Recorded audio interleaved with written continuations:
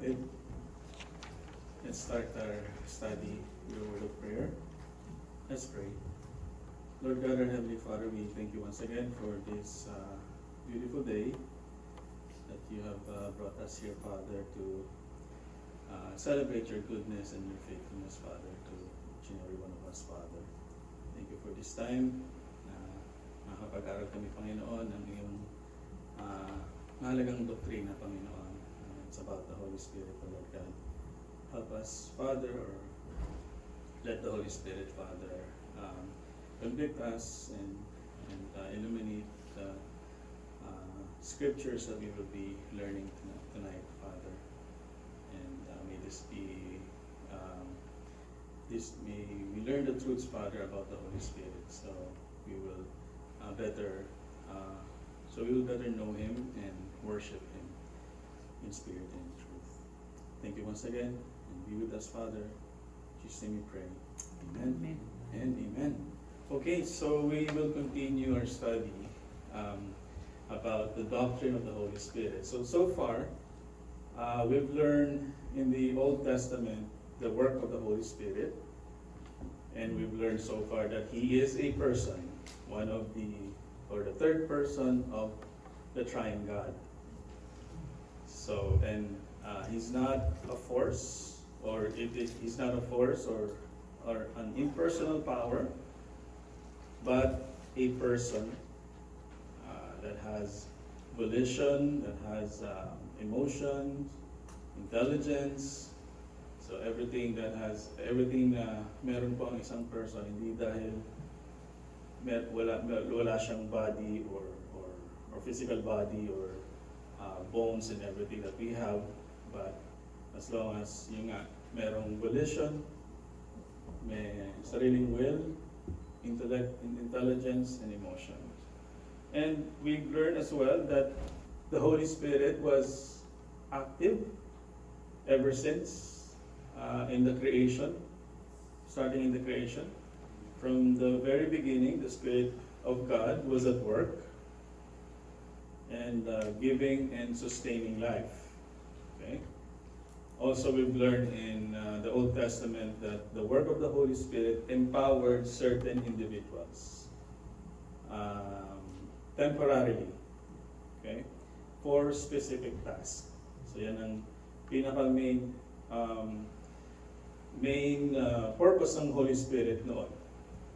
So we saw examples such as prophets, judges, kings, and craftsmen na in-equip ng Holy Spirit for special ministries and responsibilities. And we saw that under the New Covenant, sa New Testament, beginning at Pentecost, the Holy Spirit is given to all true believers. And it's permanently indwelling believers. Okay, so now before we move on, we need to understand something important. The Holy Spirit, again, in the New Testament is not different from the one that we see in the Old Testament. So it's the same Holy Spirit from the Old Testament until today. Okay, the same Spirit who was present at creation, who empowered Moses, Joshua, David, and the prophets, is the same Spirit who indwells every believer today. Okay, so don't be confused na ibang Holy Spirit sa Old Testament and Holy Spirit until today. What changes is not the person of the Spirit, but the way He ministers, the way He works under the New Covenant. Kasi in the Old Testament, again, He empowered believers, or He empowered specific, not believers, specific people for specific tasks.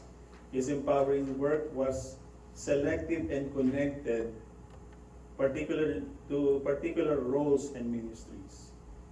And then in the New Testament, the Spirit still empowers, so take note, He still empowers believers for service, ministry, and witness. However, ang major shift niya rito, or major emphasis niya, shifts to something even greater, which is every true believer is permanently indwelt by the Holy Spirit. So hindi na siya temporary. In other words, Spirit does not merely come upon God's people for a task. He now dwells within God's people as a permanent new covenant blessing. Okay, so this is why when we come to the New Testament, the focus is not primarily on temporary empowerment, but on the Spirit's work in giving what? Spiritual life, producing holiness, and leading believers into truth. And that brings us to our lesson today. Kung nabasa niyo po yung article o yung chapter ngayon, na we will look at three major truths about the Holy Spirit in the New Testament. And makikita niyo po sa inyong handout. Number one is the Holy Spirit is the Spirit of life. The Holy Spirit is the holy nurturer. The Holy Spirit is the holy teacher. And ang big idea of our lesson today, mga kapatid, and I'm not sure if we will finish it, it is by the Holy Spirit that the redemptive work of Christ is applied to every believer. Sa salvation natin, sa redemptive work of God, hindi lahat ng members ng Trinity ay involved. So hindi sila parang isang God na may sarili-sarili, but they were all involved in the redemptive plan of God. Kasi ang Father, God the Father, He planned the redemption. The Son, Jesus Christ, accomplished it, the redemption. And the Holy Spirit, ang ginagawa niya, He applies it to God's people. So the Father, the Son, and the Spirit do not work separately like three gods. So they are working together ever since the creation of the world. Yet, yung Spirit talaga has the distinct role of applying to us what Christ has accomplished. Okay? So, before we go to the three truths to this afternoon, any questions po so far? So, malinaw po yung same Spirit, New Testament and until today, but the only difference is how they minister. Okay, so number one, the Holy Spirit is the Spirit of life. So let's begin here with the truth that the Holy Spirit is the giver of life. When God created man, sabi nga rin ni R.C. Sproul sa kanyang book, God did not create man, or when we speak on man, it's the whole humanity, hindi lang po yung tao, hindi lang po yung lalaki. So He did not make man a lifeless statue and then leave it that way. Hindi niya ginawa yun.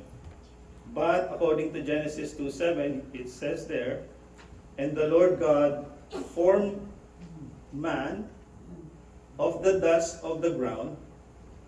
And ano bang ginawa ng Panginoon? And breathed into his nostrils the breath of life.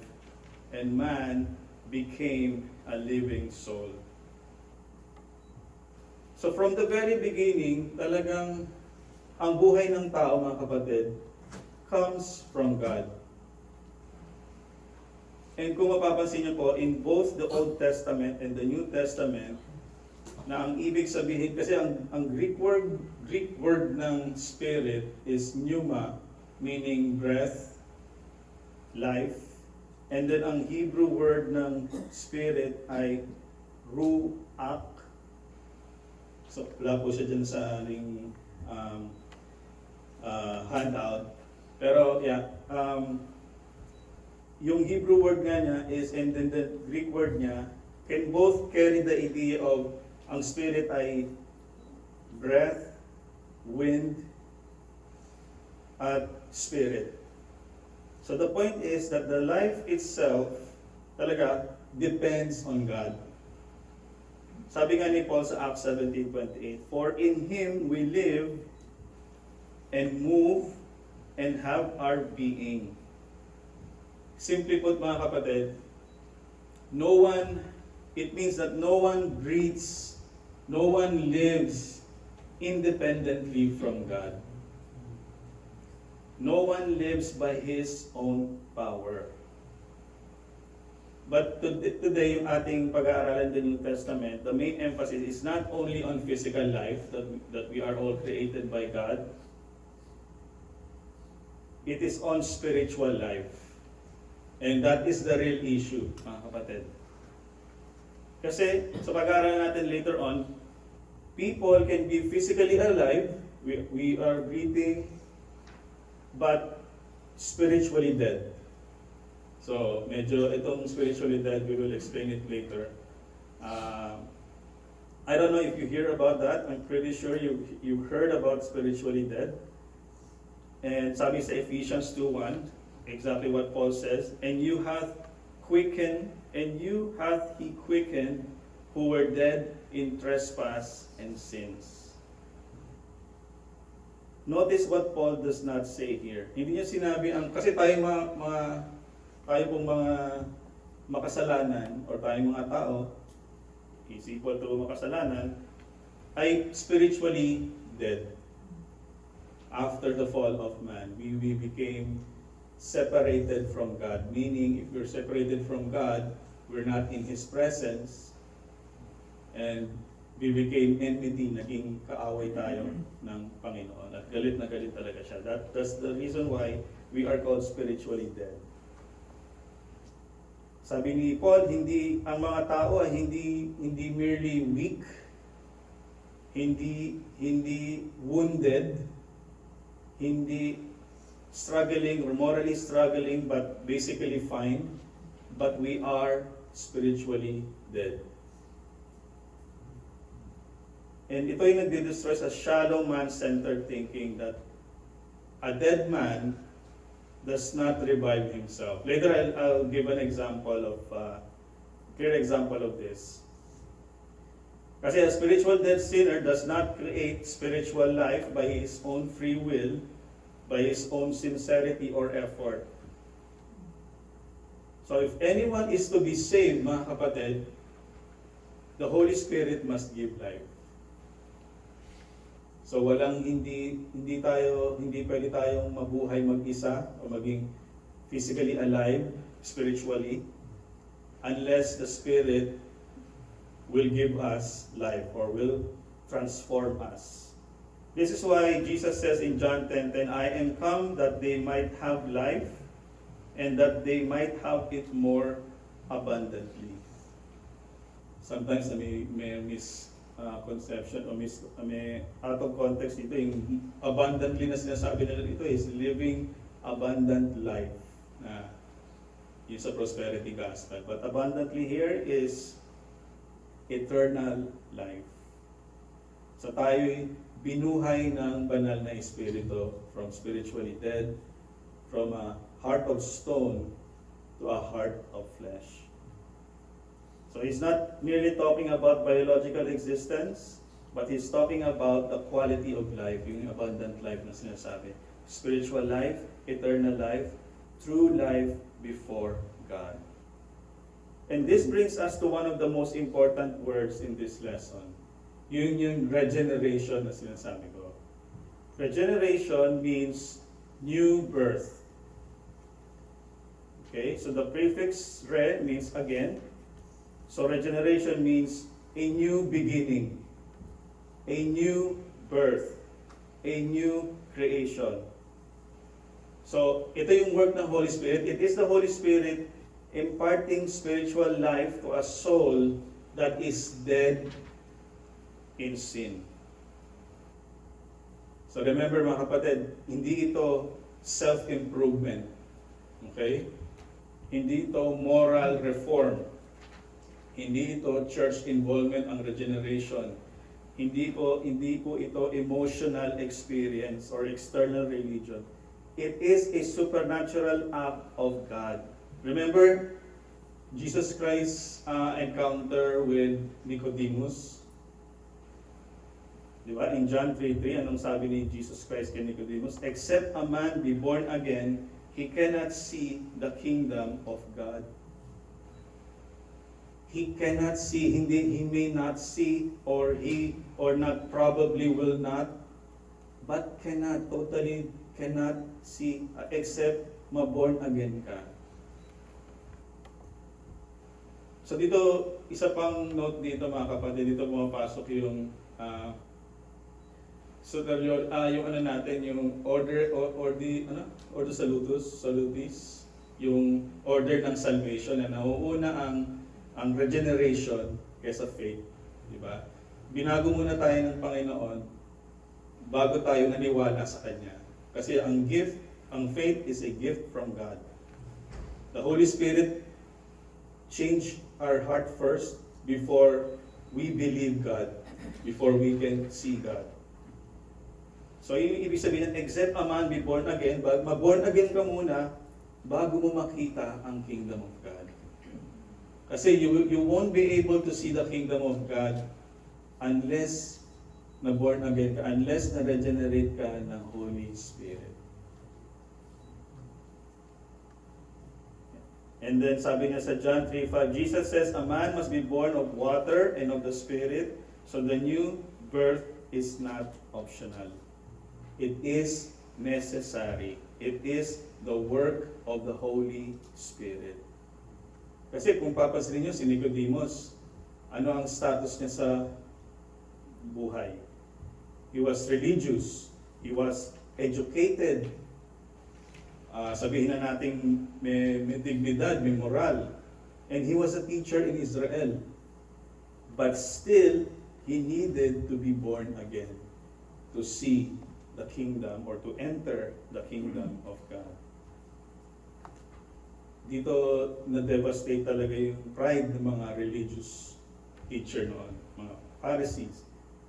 Because it means religion is not enough, church attendance is not enough, Bible knowledge is not enough, or even if you were born with Christian parents, they are not enough.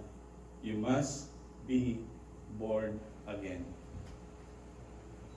Kaya nga sa Ephesians 2 and the human condition, sabi, Paul makes this even stronger in Ephesians 2:1-3. Sabi niya doon, he says that that by nature we are dead in sins, following the world, following the prince and the power of the air. We are children of wrath nung hindi pa tayo nakakakilala sa Panginoon. Kaya that means when you were born, people are not born, neutral. They are not born spiritually alive. So, kahit ipanganak ang isang baby na wala pang ginagawang kahit ano, it is spiritually dead. He is or she is spiritually dead. And yung popular idea na we are all children of God is false, mga kapatid. We are all created by God. That's the right term. But we are not all children of God. Redemptively speaking. No one is born a Christian. No one is born a Christian. Person may be born again, may be born into a Christian home, but he is not born converted. So he must be born again. Sabi sa Titus 3:5 says, not by works of righteousness which we have done, but according to His mercy, He saved us by the washing of regeneration and renewing of the Holy Ghost. So, how do we apply this in our life? Siguro ang question ay hindi religious na tao ba ako? Or do I go to church every Sunday? Do I attend our growth group or our accountability group?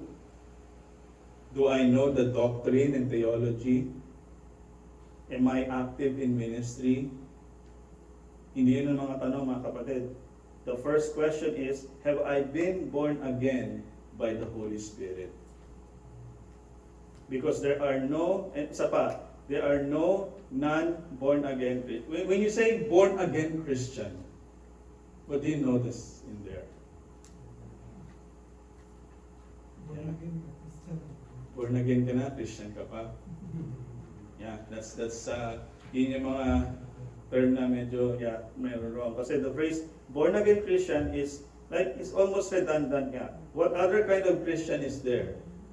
Either you're born again or you're Christian. If a person that has not been born of the Spirit, you're not a Christian. Diba? So, yeah. So, kung narinig niyo yung salitang yun, I'm a born again Christian, baka lumagpas ka na ng langit nun. Di ba? Sinasabi nga ni Pastor. So, let me give you an example about spiritual dead and regeneration. Kasi many people think ang salvation is like parang I don't know if you've heard of this. Probably some of you, na ang salvation is parang taong nalulunod. Na ang Panginoong Diyos o Panginoong Jesucristo ay nalulunod ka, you're splashing around and about to go under. Talagang nalulunod ka sa dagat. And then they say God comes to you with a boat, throwing you a life vest para ka sagipin. So now yung person na yon, syempre anong gagawin mo? You have to reach out grab that vest and put it on. So in this view, God does His part, but the sinner has to do his part to stay alive. Tama po ba yun?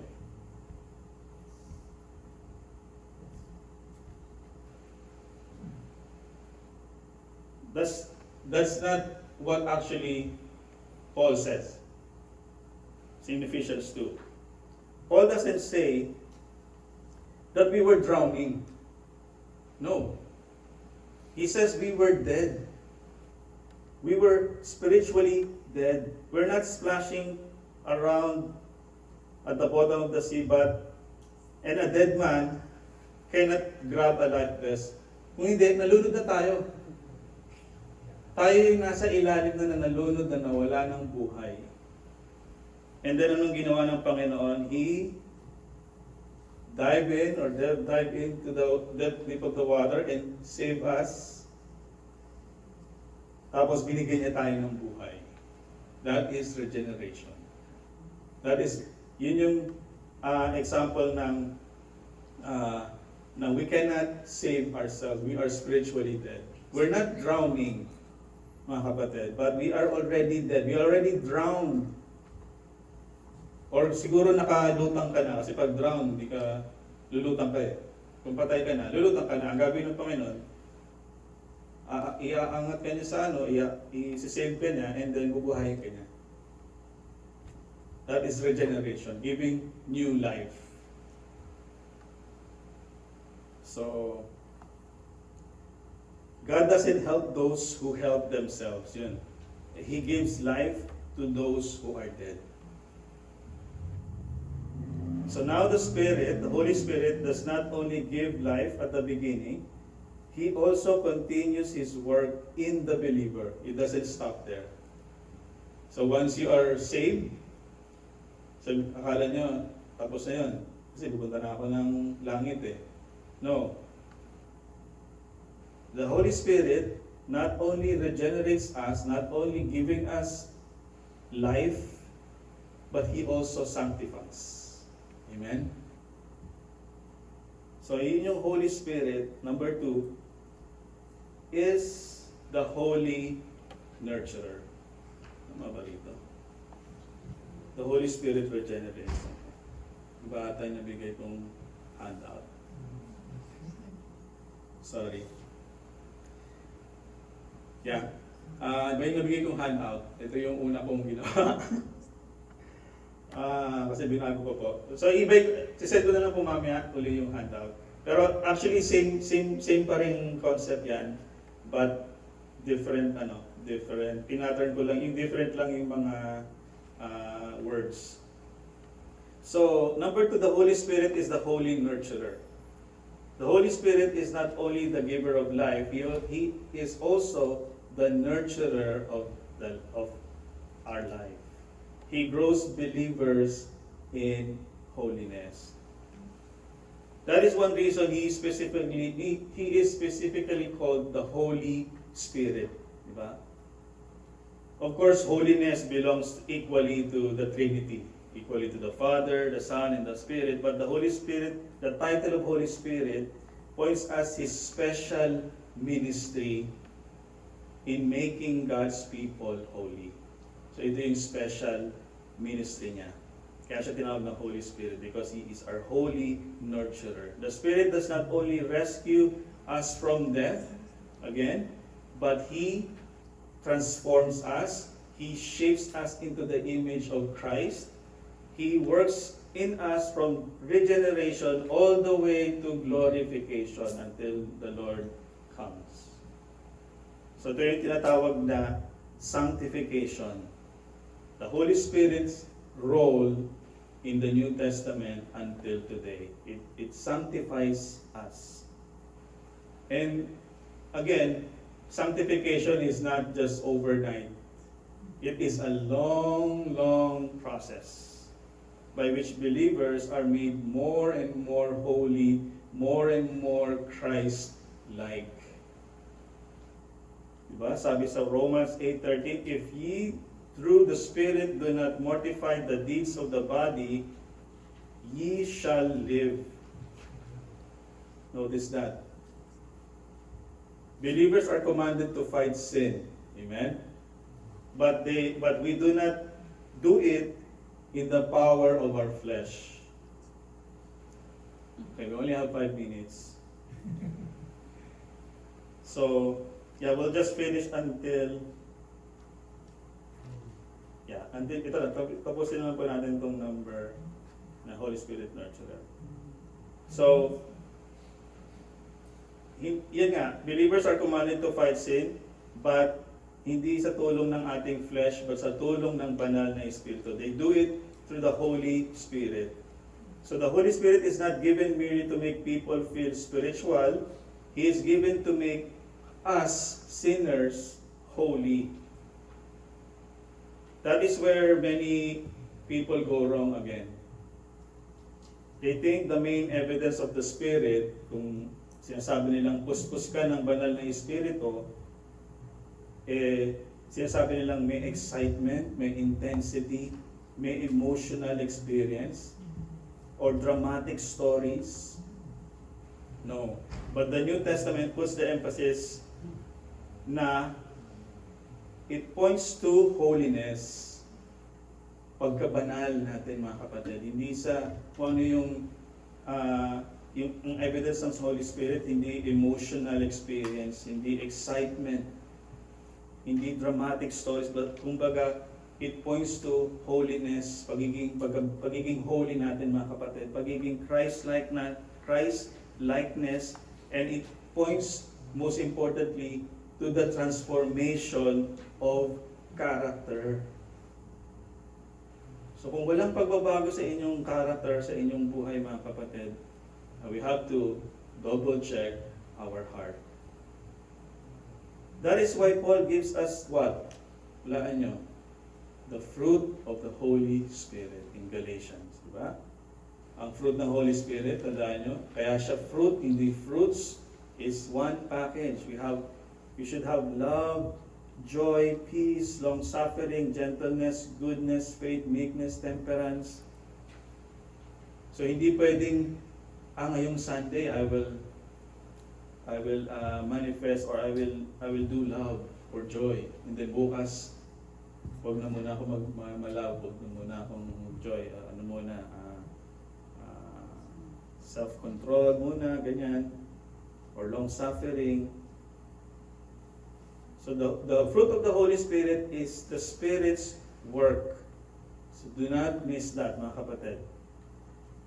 So ang Holy Spirit does not merely produce noise. Okay? So hindi porket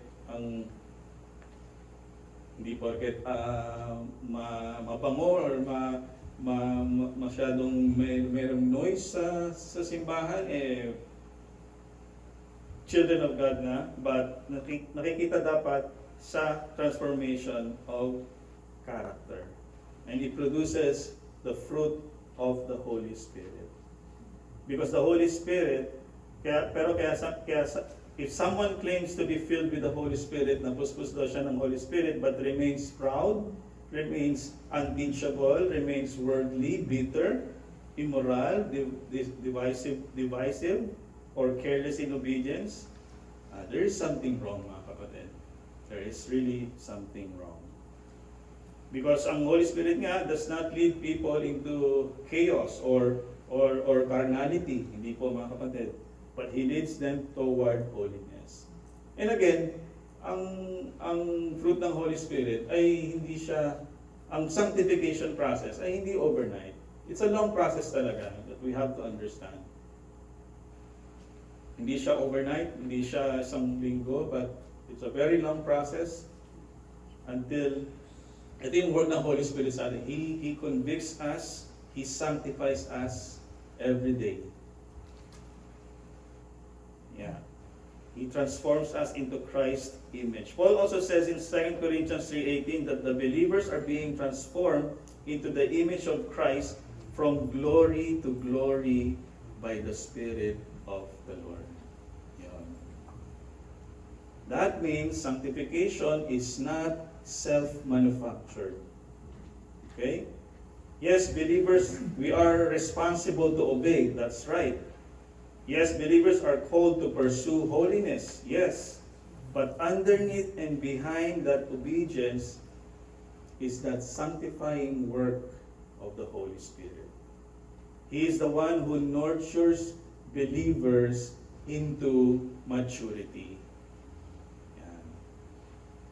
So paano natin i-apply ito, mga kapatid, sa ating buhay? So ask yourself, am I fighting sin through the Spirit, through the Holy Spirit? Am I becoming more like Christ sa aking buhay? Is there real fruit of the Holy Spirit in my life? Is the Holy Spirit making me more holy? Because there is no desire for holiness, mga kapatid. No war against sin, no growth in obedience, then do not comfort yourself too quickly. Pag wala kang desire maging holiness, wala kang desire to fight against sin, wala kang desire to grow in obedience, then don't comfort yourself too quickly. A profession without transformation is worthless. If you're professing that you are a Christian, but we don't see any transformation, there's something wrong. There's something wrong. Okay, so next week we'll continue our studies on the Holy Spirit is the holy teacher. Right? Babaguhin ko lang po yung ating handout. Yeah. Okay. So, any questions so far? Mga kapatid? Question lang po, pero babalikan po natin next Sunday siguro. Next Sunday na lang. Para mapaghandaan ko na po. Ganun nila. Yung non-born again Christian, who are we? Believers, Christians, or born again? Ano ang dapat natin, ano ang tawag natin sa atin? Born again, Christian, believers. Lahat. Pero hindi mo lang ipag-combine. Born again Christian. Born again, or Christian, or believer, or... Born again Christian, no. Yes po. It's a redundant po. Okay. Yung sanctification po ay transformation din. Yes. Okay. Yung ano po, yung dead in sin, yung life saving, hindi po ba kailangan marinig mo muna yung ebanghelyo bago ka mag-react or what? Kasi sabi nyo kanina ay would have been regenerated. But would not regeneration comes along with yung yung pagtanggap mo ng tinatawag na ebanghelyo? Yes, tama po. Na kailangan marinig mo muna natin yung banal na kasulat o na gospel before and instantaneously the Holy Spirit will work there. Amen. Thank you. Na pagka narinig mo yung gospel, if you are elect, the Holy Spirit will regenerate your heart. So yeah. So dapat po marinig po muna natin ang ating. Yeah. Ayun po. Any more questions? Wala na po. Sige po. We are dismissed po mga kapatid. Thank you po.